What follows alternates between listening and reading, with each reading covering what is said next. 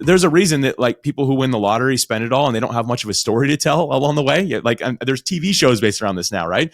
It's because there was no journey. It was just, I did this and I got this and then I spent it all. And that was kind of like my journey, right? And some of them, of course, for TV, they'll dramatize it, make it all sound like more than it is. But when you're someone who's like, I started a business, it didn't work. I tried another one, it didn't work. And then I did one that had these ups and downs for years, but it was such a fun ride, such a great experience. It shaped who I am today, and now I can share that with you. And many people who share that are like, and I'm still on this journey, by the way. Like everyone kind of always shares that same thing. So for me, it's about making the journey a true, meaningful experience. If you hate parts of it, stop. If you love parts of it, dive into it. Make sure you're having fun along the way, because I think that too many of us entrepreneurs, we're just stressed. We're not sleeping. We're not enjoying it. And it's like, man, well, then what are we doing here? Like, we're smart. We could go get jobs and probably do just about anything really well. Maybe that would be better for you.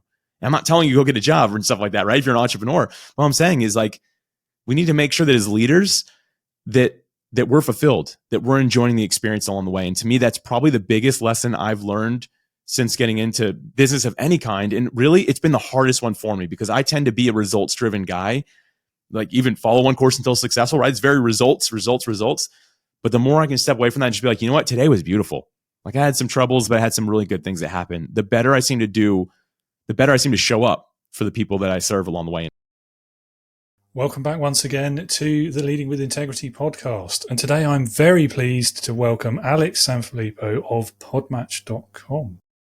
It's fair to say this podcast would not be here without the company that he has built. Anyone who's been listening from the beginning will know that after the first 6 episodes or so, I very quickly ran out of guests and had to take a 6-month break. And I've talked about this before. I was lucky enough to come across Podmatch.com and we've not really looked back. We've been over 150 episodes now, well over 150, 160 now, in fact.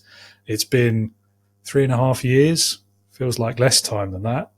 Weekly episodes ever since, with bonuses here and there as well, as you know, hopefully.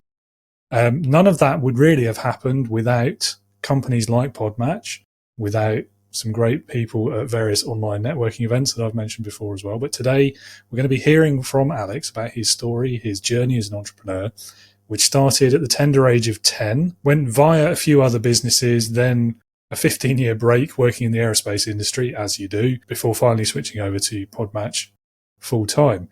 So we'll hear all about that. We'll hear about why he's so passionate about podcasting. He's got some great tips if you ever considered becoming a podcast host yourself. Highly recommend that, by the way.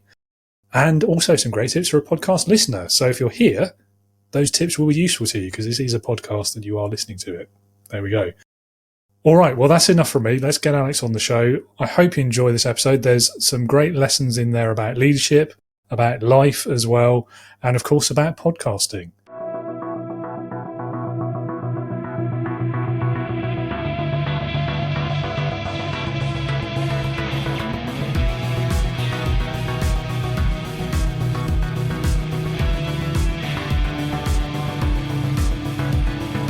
Welcome to the Leading with Integrity podcast.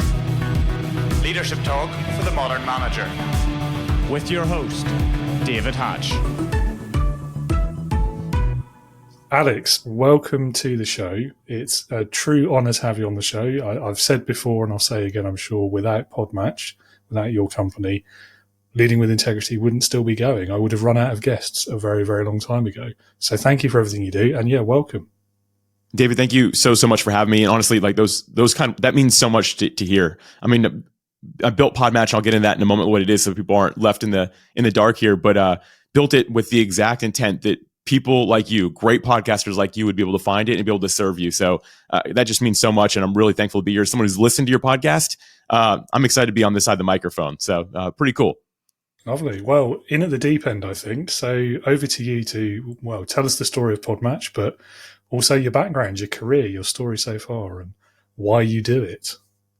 Yeah. So I got into entrepreneurship at a very young age, the age of 10, if you can count this as an entrepreneurial venture. But I was intentionally making money and started a business with some kids in the neighborhood. And the idea was at 10, I was like, is there something we can sell? So we tried the whole lemonade thing. I don't know if listeners will remember a time when kids used to sit in the corner and you charge, I don't know what it was, a quarter or something like that for for lemonade. If we were smart, we would have charged like 26 cents and been like, sorry, we can't accept anything less. And they give you 50 or something. Right. But anyway, but I just realized like at a young kid, this was like the first time I had this realization that I was actually good at something, because I did math in my head and I was like, wait a minute, my parents paid for like the mix and for this, and then we're sitting out here. I'm like, this isn't profitable. And the other kids, including some of them being my siblings, they're like, what are you talking about? We're making money. Who cares what they spend? I'm like, but it's not profitable. And they just couldn't understand it. As a 10-year-old, apparently that was weird for me to understand that. But it was kind of this weird point of my life where I realized that I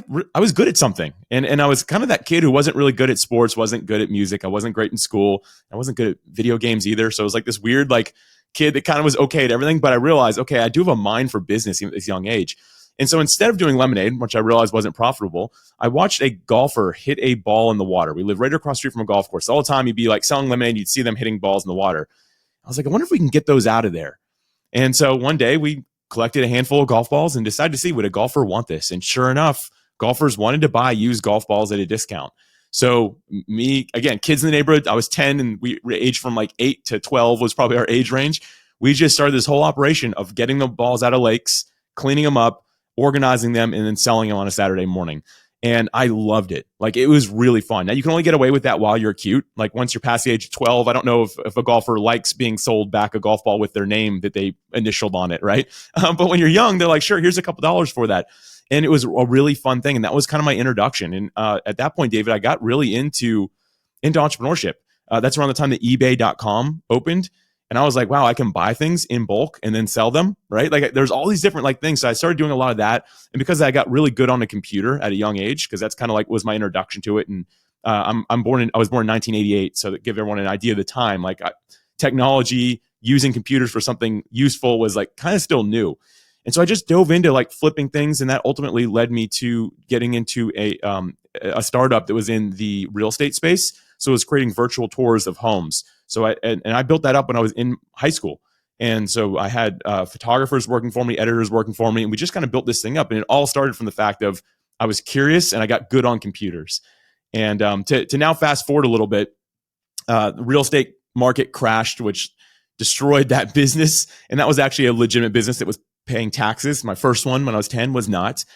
Sorry, Uncle Sam over here in the United States. But that one was a legitimate business, but it did crash and burn when the real estate market ended up crashing here. And that's what led me into actually a corporate job for a while, which a lot of people are like, okay, wait, you were an entrepreneur, but you went corporate. I found that I was actually pretty good in corporate, actually even better than I was in entrepreneurship at that point.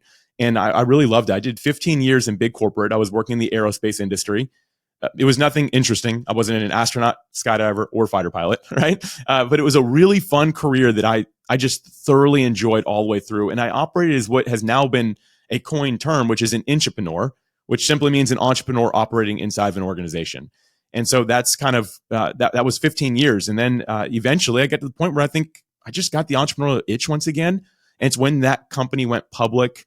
My last year there was my best year in corporate, but I just saw the writing on the wall that, you know what, it's time for me to bring up the next level of leadership and for me to move on. And ultimately, that's what led me to starting Podmatch and to getting into podcasting full time. And so full circle on the question, David, and I'll just share what Podmatch is very quickly here. Podmatch is a software that connects podcast guests and hosts for interviews. So Dave and I, we connected on Podmatch. He was looking for someone to come on and talk about leading with integrity, leadership talks, right? And somewhere on my profile, I mentioned that I've led organizations or that integrity is a big part of my life. And the system will match us. We message back and forth in the platform. We're able to do an interview like this. And ultimately, the whole goal of it is just to help guests and hosts find each other faster so the episode can get released and serve the people that are going to listen to it. And that's what I'm doing full time. And I absolutely love it. Like being full time in entrepreneurship and now back in going again, full circle. Like I grew up on computers and now I'm like really back into that, right?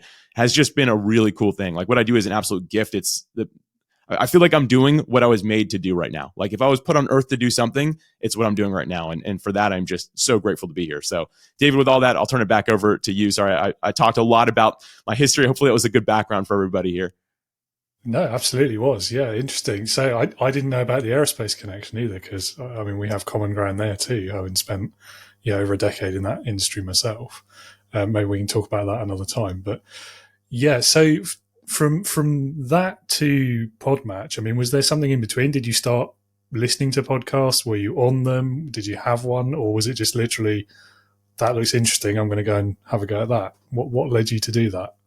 Yeah, it's a great question to get into. So I actually had some overlap with this. I started my first podcast in 2014.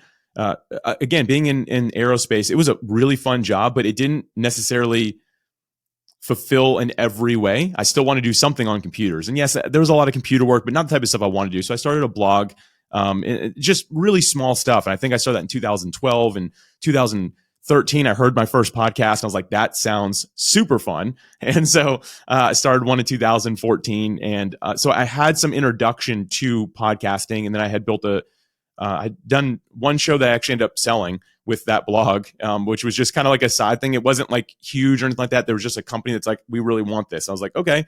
But I started another podcast, entrepreneurship podcast. Around the time I was like, you know what? I think I want to leave corporate.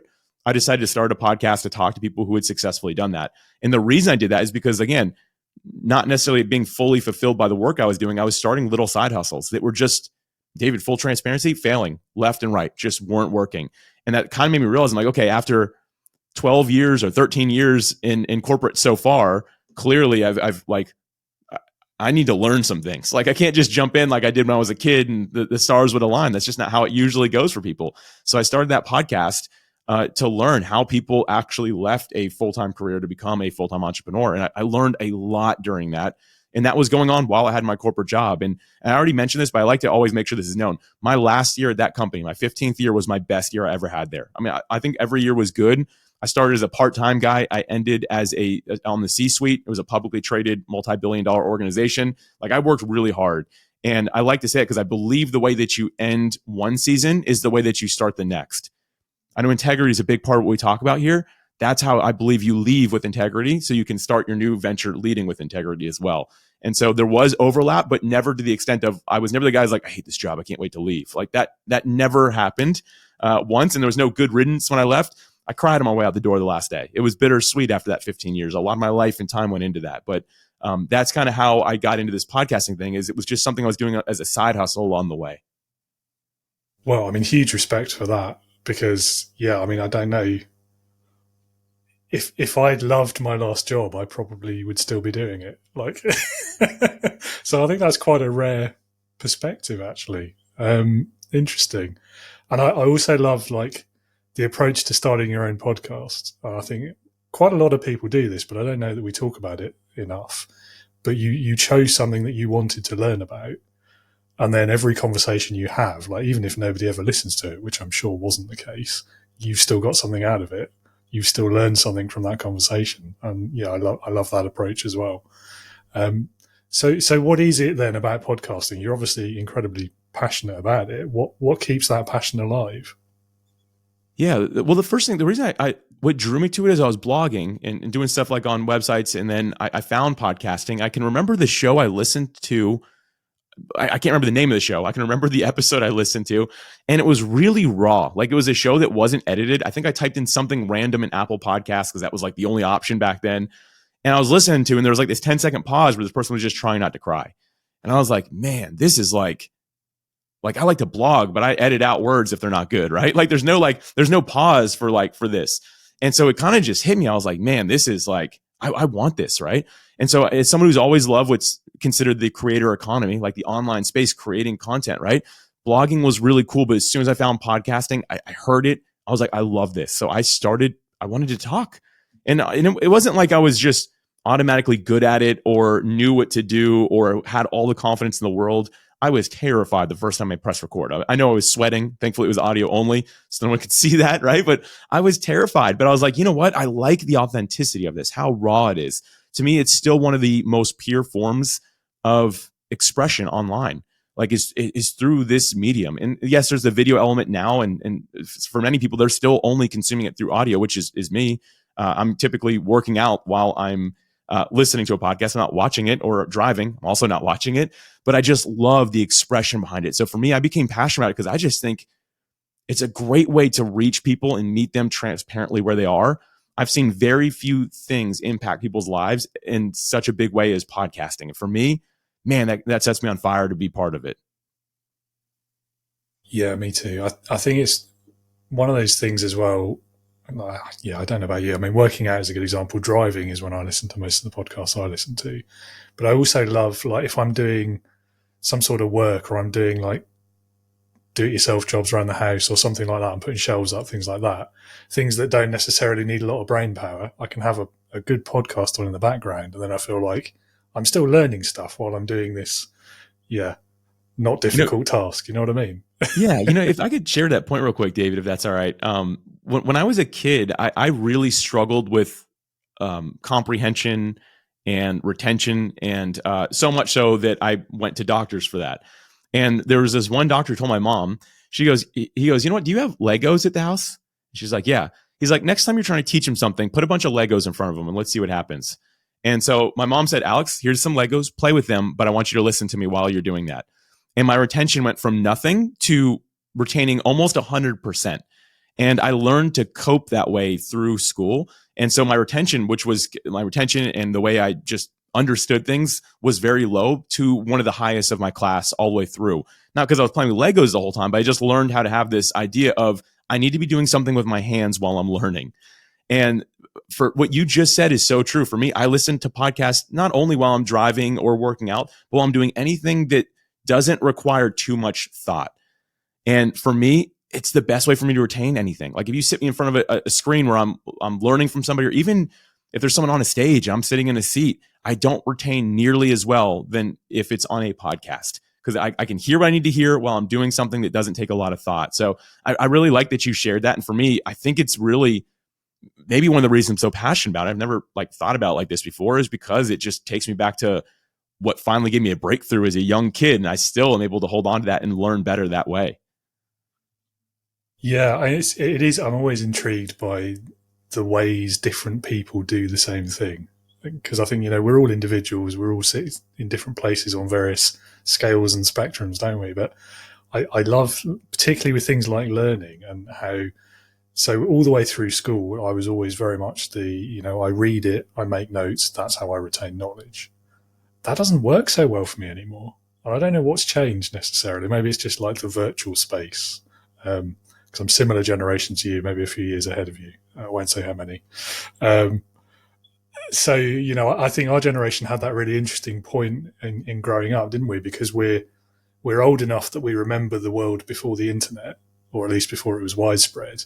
But then we were also that sort of first generation that had to really learn how to make it part of our lives and part of our work as well. And that's, I'd say things like, I'm going off on a tangent, I know, but that sort of stuff really interests me, about how we each take that sort of technology and these new things, and podcasting is one of those. And then sort of before you even realize you've done it, it's become part of your daily life. And it's become a way that you learn, or it's become a way you connect with the world or do business even. Anyway, tangent over. For everybody listening, I'll give you my podcast listener strategy, like how I listen. What I've gotten a habit of doing, David, is I will type in a topic into Apple, Spotify, Amazon. I'm mentioning all those because it doesn't actually matter. Into your player app of choice. They're all getting pretty good at this point. And I type in what I'm actually wanting to listen to. And I will find 10 different podcasts covering the topic. And I will add those 10 episodes to my queue. And next time I have a couple hours of free time, or I say free time, I put it in a block. And typically I'll do that. I'll go on a long walk or something like that. Or if there's a project at the house I need to do, that's what I'll do. I'll go through those 10 things. But it's always a topic that I'm really curious about, or that I know I need to learn to better me as a leader, to just improve in a skill set, to learn something that's really interesting to me. So I don't do any true crime podcasts or anything like that. Or it's always, for me, just the type of my personality. I like to be learning. And I've found that I come out 3 hours later, far above average on a topic that I previously knew nothing about. And that's all it took, was a few hours. And now people are like, man, you really know your stuff. I'm like, well, I spent 3 hours listening to 10 different experts talk about it in their own unique way. And I pulled my favorite information out of it. I think that's a cool podcast listening hack right there that's really served me. Over the last 2 years I've been doing that. It's been kind of a game changer. So I have to ask them, what's the coolest or most memorable thing that you've learned as a podcast listener? Man, there have been so many There are so many things. I'm going to try to think of one that is not going to go into our conversation today. So I learned, here was an example. I wanted to learn more about like non-American cars. I've always liked cars. So I dove into that topic. And this one guy he shared beautifully on Aston Martin, which is a car I've always really liked. I mean, I grew up watching James Bond. I still love Bond movies, right?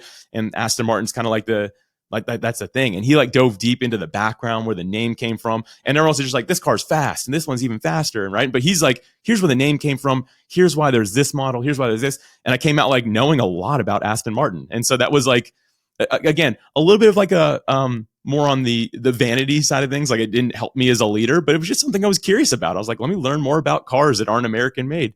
And there was, that one guy, I listened to, again, a bunch of podcasts, but I was like, man, the way he shared this, like I went back and listened to it because I feel like he shared it like so passionately. So yeah, that was something fun. So I know a lot about Aston Martin. Yeah, I don't think there's such a thing as useless knowledge. I think, one day that'll come in handy for some reason. Yeah, if I'm ever buying one or helping somebody do it, I'll be like, you don't want that one. Let me tell you the history of why. Yeah, definitely. Or future hobby, restoring old Aston Martins. True, yeah.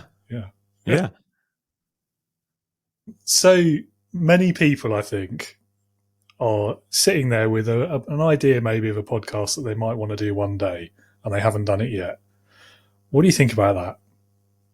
Yeah, this is the age-old question in my world now, David. Should I start a podcast? Right? Mm-hmm. Like everyone, like, what do you think, Alex? Should I do it? To me, my answer is yes, but if. So yes, if you have a message that you actually want to get out, a purpose, and the purpose doesn't have to be to become the next biggest podcaster or to change the world, right? It could just be, I'm really interested in talking to people that own Aston Martins, right? Like it could be something simple, just a hobby that you have. There's a podcaster that I really respect. He's one of my favorites, Jordan Harbinger. Millions of people listen to his podcast every month. He is one of the biggest solo podcasters out there. And I asked him, like, what's the secret? He's like, man, keep it a hobby as long as you possibly can. He's like, yeah, treat it like a business with like the systems and stuff. He's like, but make it a hobby, like have fun, love what you do, have like your own purpose behind it. And he shared that. And I was like, man, that is not what I expected to hear, right? From one of the biggest podcasters on the planet. And the thing is, I think that we need to have that purpose, that message, what it is that we want to get out because of it. I think if you're just like, I want to start a podcast because I think I can make money or because everyone else is doing it, or maybe it'll grow my influence, I think there's better options for you. I don't think that it's what you should do. But again, if you say, you know what, I really want to talk about leading with integrity, that one's taken. But let's just say like you really want to talk about it. And David, you're passionate about leading with integrity, which is something that is at my core. And so I love that. So other people that are at that's at their core, that's why they're listening to this. So just think about that. Like if you're like, I want to start one, what is the real reason? What is the real purpose?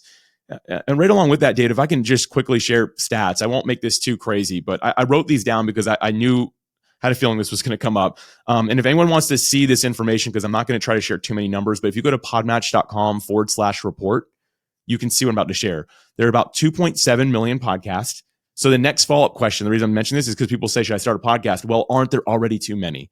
There's 2.7 million, yes, but there's only 381,000 that are active. And of those active, 95% of the listenership is among 35,000 of those shows. And this is pulling out all the celebrity shows, all the big network shows that everyone would be familiar with. This is just looking at the independent level. There's 35,000 shows that have people really listening to them, 95% of listeners. It's not saturated. There's plenty of space. And the reality is there's probably some area of passion or hobby that you have. There's probably not even a podcast that solely focuses on it. And so again, do I think you should launch a podcast? Yes. And I bet there's no one else doing what you would want to do the way that you'd want to do it, but make sure it's really true to what you want. And David, I'm sorry if I want to like a little rant there about this. This is like one of the most common questions I get. So I just kind of go on autopilot when I hear this one. No worries. No, we love a good stat. And that is an interesting one. Especially the 35,000. I didn't know that one. I'd heard the 300,000 and the 2.7 or whatever it was. Yeah. And I also really love that whole keep it a hobby as long as you can. Because I feel like if you go into it with that in your mind and for that reason and knowing what that purpose of the show is for you, you're more likely to stick it out and become one of those. Well, I mean, don't know what that is as a percent. My maths isn't good enough, but one of those who's getting those listeners, let's call it. As opposed to if you just go into it expecting it to be I don't know, a marketing tool for you, or it's going to be your lead generation method, and then within 6 months it's not done what you wanted it to do, it would be very difficult to stick with it after that point, especially if you don't really enjoy it. Yeah. And people can do that. Like I don't have a problem with podcasting as a business. I just think if it's solely that from the start, like, man, people are smart. Like they can hear if you're not really there, right? Like David, I listen to your podcast, and it's because I know that you at your core care about your topic. If your podcast is called Leading with Integrity and all you want to do is put me into a sales funnel and sell me something, like I would be able to see that, right? Like I could understand that's what you're trying to do, but it's raw, it's authentic, and you actually practice what you preach and walk it out. And for me, nothing is better than that. And I think that listeners are smart. So if you're like, okay, Alex, like I don't really have a hobby, but I know I can make money if I make it about this. Like David just said, like I don't know if you're going to see that result, and if you do, it's gonna be hard to stick with it because you don't love it, right? It's not a hobby. It's not something that you're passionate about. The best shows I've seen are the ones that someone really has they have a love and a passion for. Or alternatively, and I guess I could share this as well, David, also just a passion to get something out into the world. I know some people, this is not necessarily their hobby, but like they feel very strongly against human trafficking. And so they have started some podcasts to raise awareness about that. That it probably is a bit draining from a work standpoint, but they have so much passion inside saying, this is how I'm going to serve the world. I'm going to be the biggest advocate for getting this known among the entire globe, that I'm going to make a podcast about it. That works as well. And it's that one has a little bit more weight to it, of course. But if you're like, man, I got to raise awareness for this, then that's a great way to get into podcasting as well. But yeah, I think that you can podcast as a business. You can make money doing it. My podcast drives revenue, but I'm telling you what, like you can hear that I'm passionate about it. If it didn't drive revenue, that's okay. I'm still going to do it because I absolutely love what I'm doing. And I know I'm sharing in a way that I can show up to really serve. Yeah, I'm with you there. I think that's the only reason I'm still here, is because it's fun for me. Anything else that happens is just, nice extras. Right. If not, I'm not that bothered. Yeah, that's good. Yeah.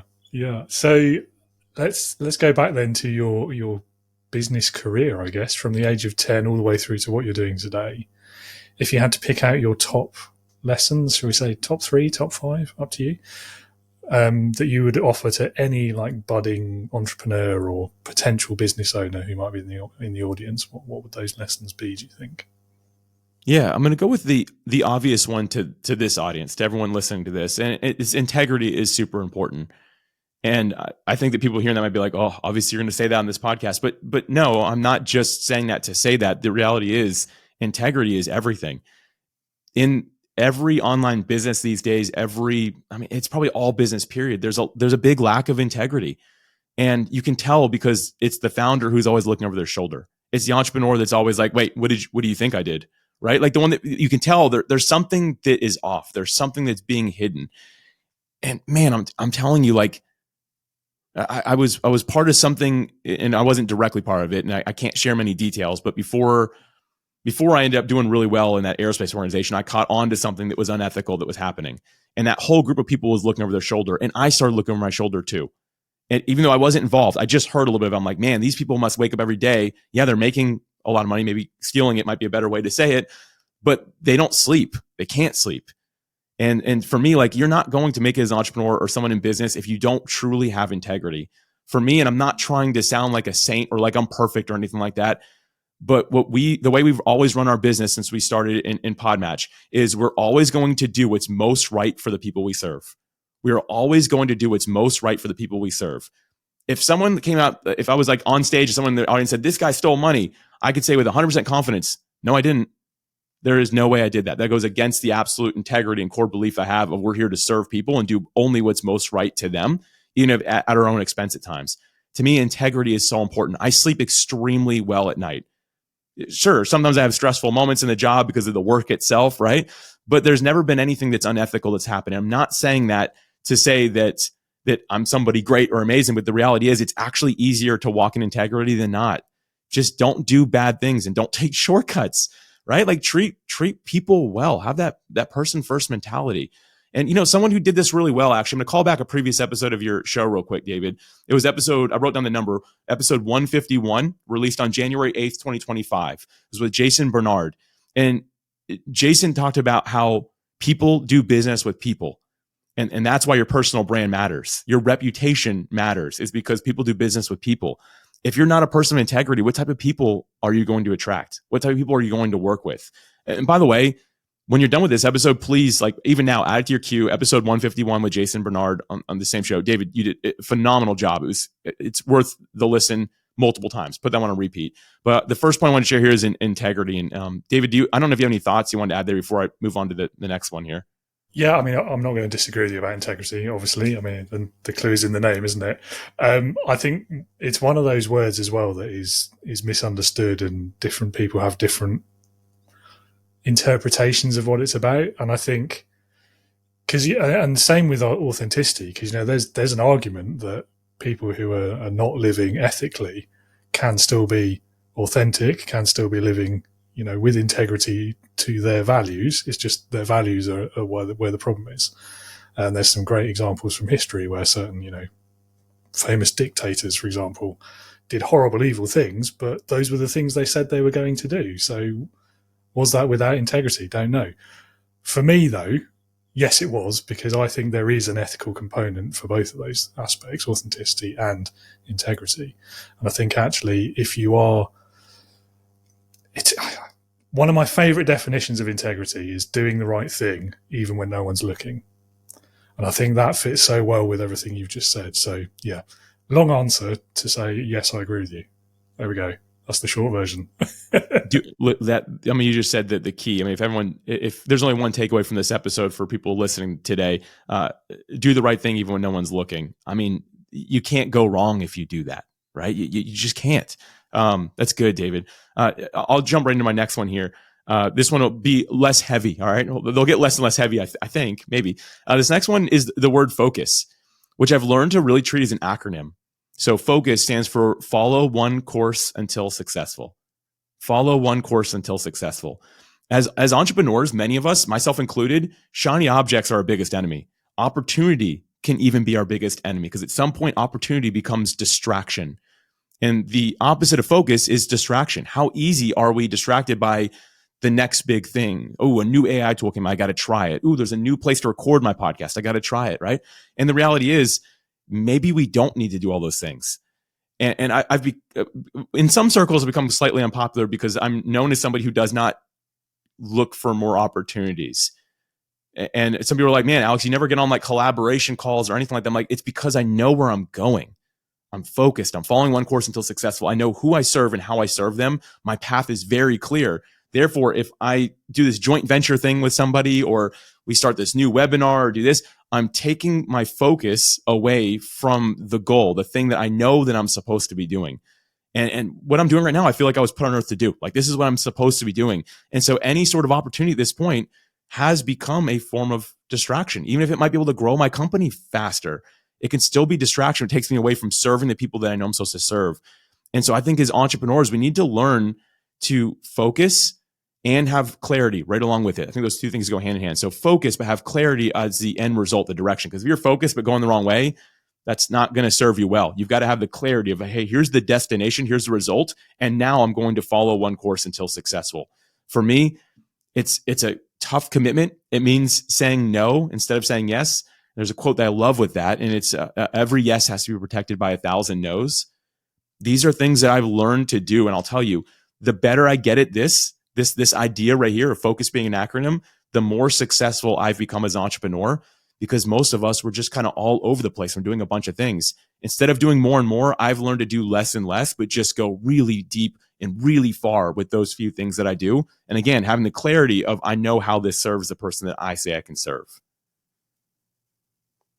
Yeah, I definitely recognize that sentiment, although I'm not great at following it through. I have to say, I'm very much I don't know if I follow the shiny object so much as I get frustrated with something if it doesn't work quickly enough for my timeline. Right. I'm working on it. But then I've also had that, all your eggs in one basket problem as well. So I can see both sides of that argument, but yeah. This brings me right into the next one I wanted to share. And it's because what you just said, I think, is actually key. Like, it doesn't work the way you want it to. I think that going off and finding a solution to a problem is great. Like, we should be doing that. We should make sure that we're moving as frictionless as possible. But at the end of the day, and this actually does go, I said I wasn't going to go as deep anymore. This one goes real deep again, David. Sorry. And everyone listening. But to me, one of the biggest things I learned in business is it's about the journey, not the destination. The journey is the prize. And I think that many of us have probably heard something along the lines of that before. And it seems like such a cliche. And you're like, no, when I'm successful, that'll be the prize. But the thing is, as entrepreneurs, I don't know if we ever actually fully arrive. Like, I'm focused. I'm following one course until successful. What does that word successful look like? To me, I've had to learn it doesn't mean a destination, it means following the journey. And when something does frustrate me, as you just said, David, where I'm like, this thing never works is the way I want it to, I'm going to go change that because my destination is my journey. So when I'm finding frustration in the journey, I'm going to go find something to replace where the frustration is coming from. Because at the end of the day, this whole thing is about creating a meaningful experience. Like you don't get to the end of it and be like, whew, what a ride. I'm here. Now everything's great. Like, no, you're going to reflect back on the good times, the bad times. And remember, these experiences are what shaped who I am and are what really made this meaningful. There's a reason that like people who win the lottery spend it all and they don't have much of a story to tell along the way. Like, there's TV shows based around this now, right? It's because there was no journey. It was just, I did this and I got this and then I spent it all. And that was kind of like my journey, right? And some of them, of course, for TV, they'll dramatize it, make it all sound like more than it is. But when you're someone who's like, I started a business, it didn't work. I tried another one, it didn't work. And then I did one that had these ups and downs for years, but it was such a fun ride, such a great experience. It shaped who I am today. And now I can share that with you. And many people who share that are like, and I'm still on this journey, by the way. Like, everyone kind of always shares that same thing. So for me, it's about making the journey a true, meaningful experience. If you hate parts of it, stop. If you love parts of it, dive into it. Make sure you're having fun along the way, because I think that too many of us entrepreneurs, we're just stressed. We're not sleeping. We're not enjoying it. It's like, man, well, then what are we doing here? Like, we're smart. We could go get jobs and probably do just about anything really well. Maybe that would be better for you. And I'm not telling you go get a job and stuff like that, right? If you're an entrepreneur, what I'm saying is, like, we need to make sure that as leaders that we're fulfilled, that we're enjoying the experience along the way. And to me, that's probably the biggest lesson I've learned since getting into business of any kind. And really, it's been the hardest one for me, because I tend to be a results-driven guy. Like, even follow one course until successful, right? It's very results. But the more I can step away from that and just be like, you know what? Today was beautiful. Like, I had some troubles, but I had some really good things that happened. The better I seem to do, the better I seem to show up for the people that I serve along the way in it. So I think that would probably be like my last big tip there, I think. Yeah, I really like that one. I mean, so many things are kind of firing in my brain as you were saying that. And I think, yeah, not to rattle them all off, but so the millionaire, for example, winning the lottery, right? So that just immediately, the cliche in my head was you don't value something if it comes too easily. And I think, whereas there's people who probably work really, really hard for a lot less money, but are way more satisfied and happy with it, and probably spend it way more wisely as well, because they value it more. And I think there's parallels here with nearly everything you've said so far today, actually, to leadership itself as well. You know, we could talk again about what you said earlier about passion and purpose, about values, about integrity, about focus as well, to an extent. And you think about all of the wildly successful, famous entrepreneurs and leaders, they're the ones who did have that almost single-minded focus on what they were doing. Sometimes that wasn't always a good thing, and got them into trouble in some examples. And sometimes it didn't. And sometimes they did have to kind of stray from that path a little bit. But I think it's exactly as you say, you've got to know what you're doing, why you're doing it, where you're going, and value that journey and the people who are on it with you. And that, I think, leads us really nicely into some questions that are more specifically about leadership. So thank you for everything so far. Similar question, though, about leadership. So what would you say has been that biggest lesson that you've learned as a leader from your whole career so far? And obviously you've got some very varied experience there, so I'd love to hear what you've got to say on it. Yeah, I'm going to share two things here, if that's okay, David. I've got two things. The first one is what really caused me to leave my corporate job and pursue Podmatch full time. So there was no clear break. It wasn't like this was my last day at corporate and 3 months later I started Podmatch, right? Like, and really that's not how it usually goes for people. I started Podmatch about 8 months think it was 8 months before I quit my corporate job.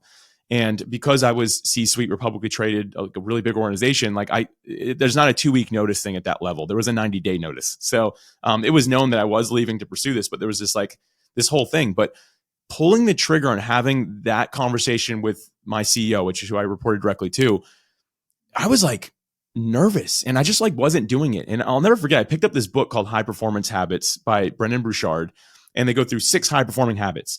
So from number 1, 2, 3, I'm like, man, I got these down. I'm great at this, I'm kidding. But I'm like, man, I think I'm set up for this. 5 or 4, 5, same thing. I'm like, yes, I get to number 6, and number 6 was courage. And it hit me immediately. I wasn't even a paragraph in. I'm like, this is why I still have a corporate job right now. And I'm not doing this Podmatch thing full time. And ultimately what I learned in that moment is that courage means being afraid than doing what you have to do anyway. I knew that if I wanted to excel in either of those jobs, one of the things had to leave. I not that I plateaued in my corporate job, but I was using the evenings to work on something. So I wasn't as fresh as I should be, maybe to take things to the next level. But if I wanted Podmatch to grow anymore, I had to put more time into it. And so it was this thing where I was like, I had this really cushy corporate job. And after 15 years at the level I was at, there was all kinds of perks. I didn't even know how to pay a phone bill anymore, right? There was things that just came along with it that you just don't know.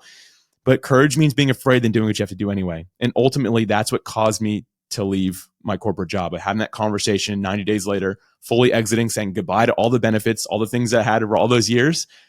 But I knew that, you know what? I'm afraid, but I got to do what I got to do anyway, because I know that this Podmatch thing is what I'm supposed to be doing.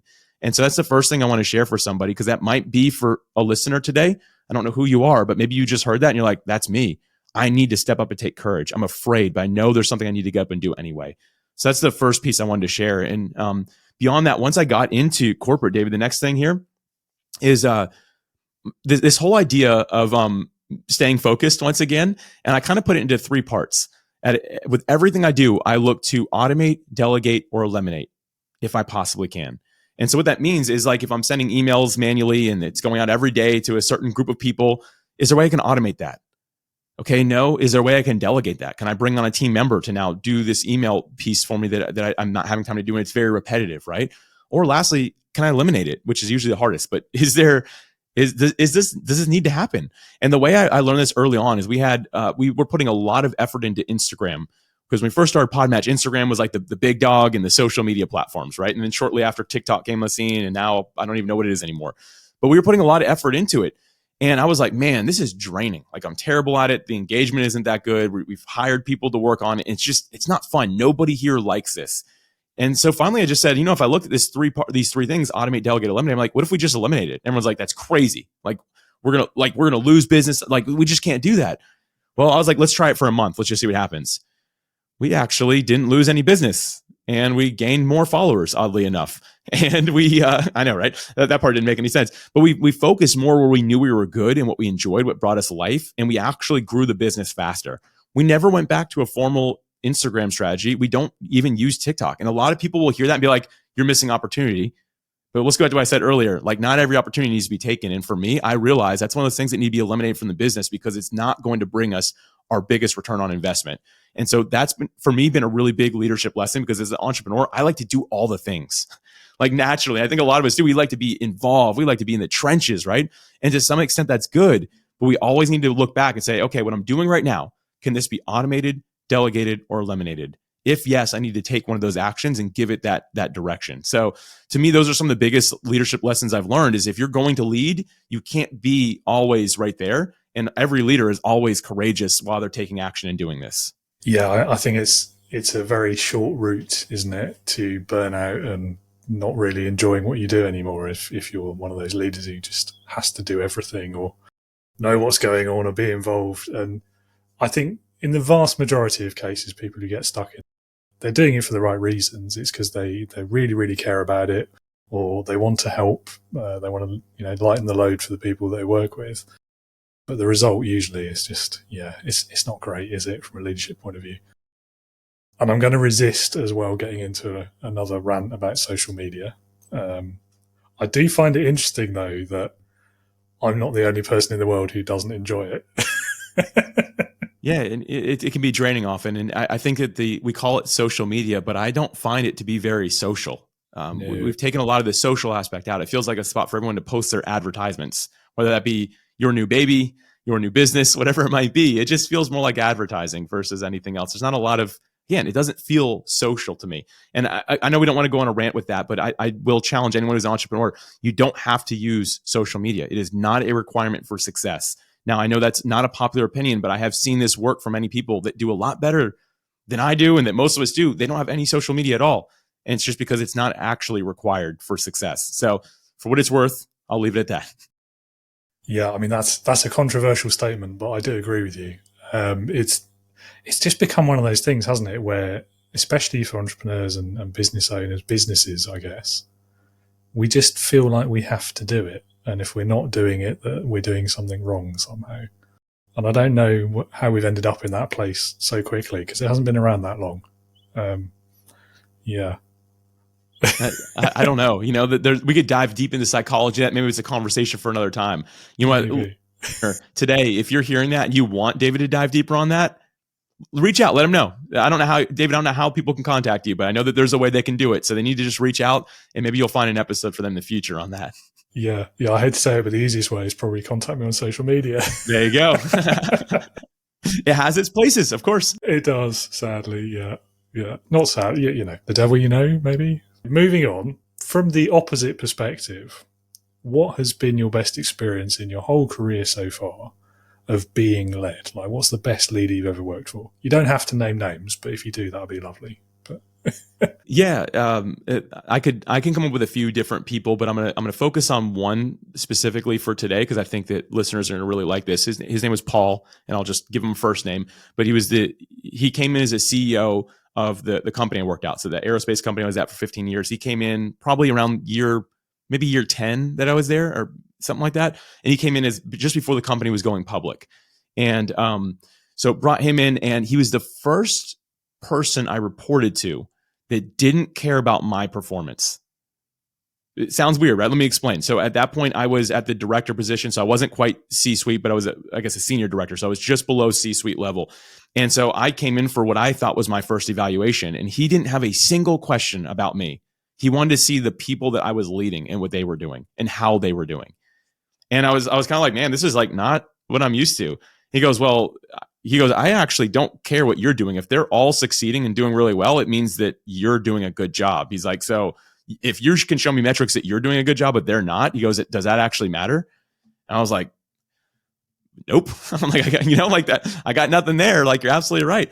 And so he taught me really well how to equip others, how to position other people to succeed. And I kind of came from this business of starting part-time with that. And you wanted to be seen. You wanted to be recognized because that's how you got promoted, or at least so I thought.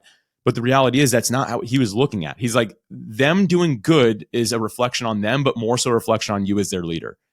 And so for me, I stopped taking credit for anything. And I felt like I stopped working nearly as much. Have you ever seen the movie Office Space by chance? David, have you ever seen that? Okay. Yes, love that film. So I feel like the guy who got hypnotized or whatever, I don't mean to like ruin the movie for everybody, but he started getting promoted after that. Like he's got management written all over him, right? I felt like that guy because I showed up at the company and I wasn't doing more work. I was doing less, but I was pouring more into equipping others that were working directly under me and teaching them to do the same.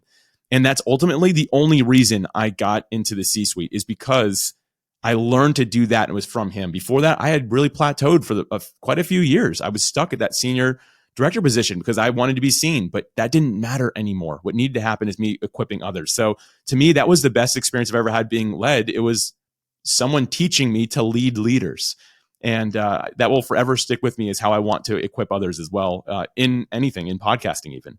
I think it speaks a lot as well to like the prevailing corporate culture, doesn't it? I'm sure it's true in the States. It's certainly true here. But what we measure leaders on, what does leadership performance look like?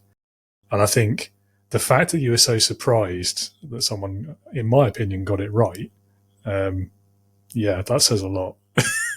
Sure does. Yeah, because I mean, a leader's performance, how do you measure that? It's by the people they're leading, isn't it? Are they meeting the outputs? Are they happy? Are they, not working ridiculous hours? And are they getting the job done? It's it really has to be as simple as that, I think. But yeah, maybe with It a was low it was voice. groundbreaking for me when I heard it, but yeah, it should probably be more commonly talked about. Maybe it's just maybe I was in a bad culture. I don't know, but that really stood out to me a lot. Yeah, I mean, it's difficult, isn't it? I mean, it's easy to write it off as a bad culture. I don't know if it's necessarily any individual organization or culture that's at fault, though, if it's just like the way it is in the industry, for example. And what you were saying as well about how we get promotions and how it's the look at me, here's my performance stats and all of that. Again, so true. And yet, is that what we want to be looking for in leaders, in people we are elevating up to those roles? Is individual performance the thing that we should be measuring them on? And I adopted during that time something that I think really helped with this. I came up with this. I didn't hear this anywhere. I think I just kind of learned it subconsciously, but I started deciding that if the person who came after me as I was getting promoted at any of these positions, if the person after me or after any of my managers or leaders under me didn't do better than the person that was there before them, then the person before them did something wrong. And so I brought that philosophy into everything I did. And people were like, what do you mean? I'm like, we should be equipping the next generation to go further than we ever did. Because if you look at the world, like we're not regressing, like we're getting better in a lot of ways and we're advancing. It's because people are setting the groundwork for us. And that's what we should be doing in organizations. But so many of us, we want to leave a spot and be like, hey, they had to hire 2 people to do my job. And many of us like, yeah, like, see, because that's how good I am. No, it should be the opposite of that. It should be like, you know what? They're able to take it down to part-time, or this person was able to do so much more than I ever did. And it takes a level of humility, which I think is really important. But we'll get back to that, I'm sure. But anyway, the point is just I want the people who follow me, that take my leadership role, that do what I'm doing now, to do it so much better than I ever did, because I set a good groundwork, a good foundation for them to build off of.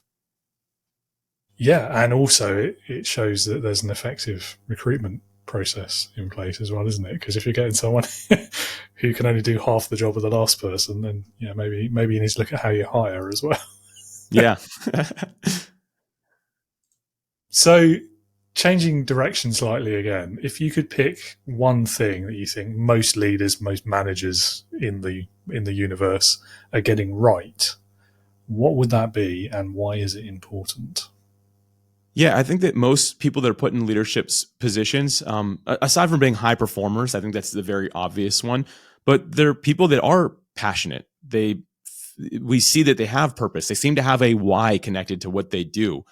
And I think a lot of people have this. And I think that's super important because people want to follow passion. They want to follow purpose. So many of us, we lack direction in our lives that we're willing to grab on to anyone who seems to be going somewhere, right? Like we want to get on board with that.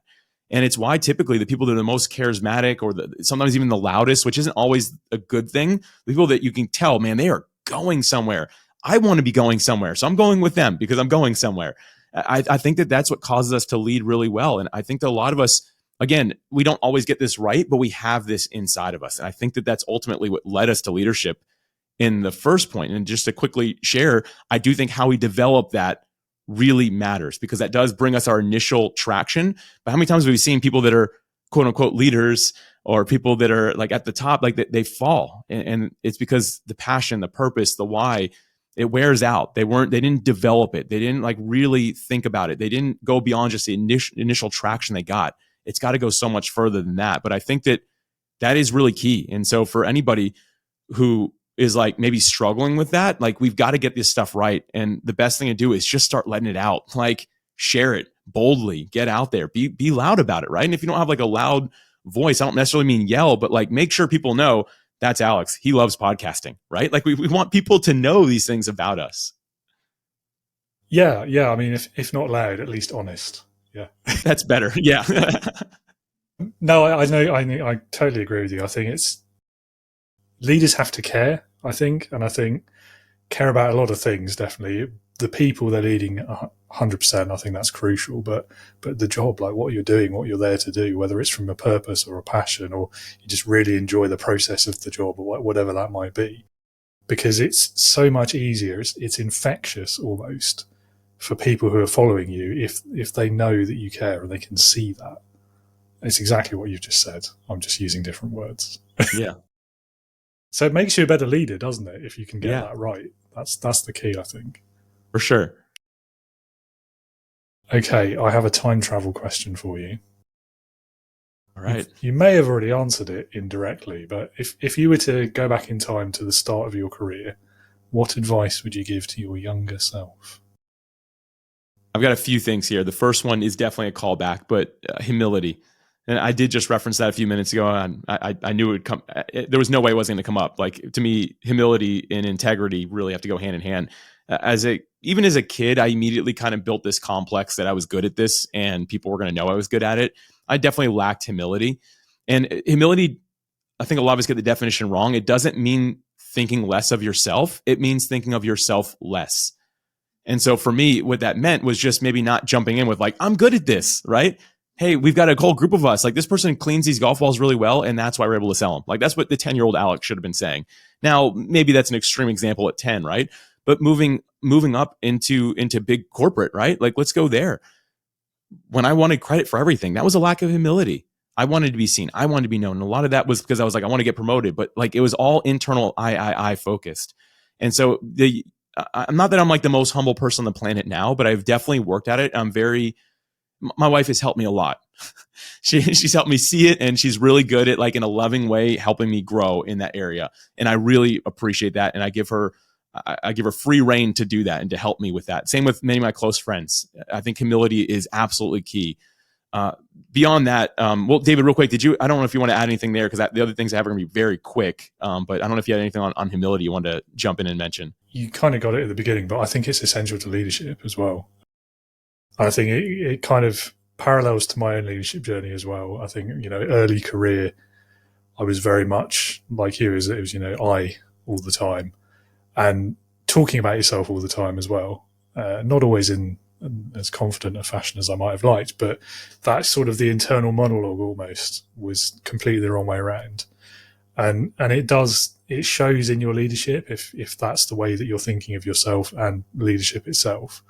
Whereas when you get to that, and I think it probably happened for both of us in that later stages of our careers, you realize that's the wrong way around, and you start completely changing the way that you're thinking about things and how you interact with people and what leadership actually is about and what that means. And the difference, chalk and cheese. It was just a complete step change, I guess. It's another mic drop moment, David. I know we don't have like microphones that drop. Mine's hanging on a boom, and yours is anyway. But there it is. Yeah, well, let's not drop the microphone for people. But that's good, man. I'm going to share two more things on this point, and this is like going back to the start of my career, but also just like the younger version of myself. This is the younger version of myself yesterday, and then tomorrow it'll be the one today. So this is like very timely and always has been. But like, I'm still telling myself these things. There are two very quick things. One, the work will never be finished. The work will never be finished. As entrepreneurs, we have this achiever mindset. Many of us, we want things to be done. The reality is, at some point, you just got to close the laptop. You just got to shut it down. You just got to drive home. You just have to shut it down, because the work is never going to be finished no matter what you do. And for me, I need to remember that, because I could see myself potentially working myself to death if I didn't have mentors in my life. And I don't say that to be like extreme or anything like that, but I have no problem working really long hours. But if I work really long hours today, I got to work even longer tomorrow, because the work will never be done. And we have to be okay with the fact that the work will just never be finished. The second thing here I wanted to mention as well is, this is something I write down, and I wrote it down here because I want to read it and make sure I get it right. I write this down every day. I am not in control of the outcomes, only the levers that trigger possibilities. I am not in control of the outcomes, only the levers that trigger possibilities. I'm not in control of my company being open or closed tomorrow. Like, I'm really not. But I know what's possible because I'm moving those levers, and I'm just going to do that. I'm going to release myself from the outcome, because that is completely out of my control or anyone else's control. That right there should help all of us as leaders, as entrepreneurs, be able to take a deep breath and say, I'm going to do what I know drives a good possible outcome, but I'm going to release myself from the outcome. Doing that has caused so much less stress in my life. I live a much freer life because of that one. So those are the last two things I wanted to share to my younger self, which tomorrow, when I listen to this podcast, whenever it comes out, David, I'll remember, and I'll be learning it then once again. Yeah, that third one, incredibly healthy way to look at it. I don't think I'm there yet. The second one, though, I've actually found that a lot easier since I started working for myself. I found that a real struggle when I was part of a previous business, when I co-founded, when I was an employee. I felt that pressure to, I worked way longer hours than I do now. I was constantly obsessing about those outcomes as well. So again, there's a common theme there. Working for myself, I found it almost like that sense of freedom that you get when you don't have to answer to a boss anymore. And I did work on it a lot as well. And I'm a lot better now at closing the laptop when it's time. That's good. That takes a lot of self-discipline, but I'll tell you what, it's very rewarding when you can learn to do that. Yeah. It helps to have a slight bit of laziness in your nature. Yeah. Yes, it does. Leadership Heroes. Okay, Alex, well, I'm sad to say, but I've only got one question left for you.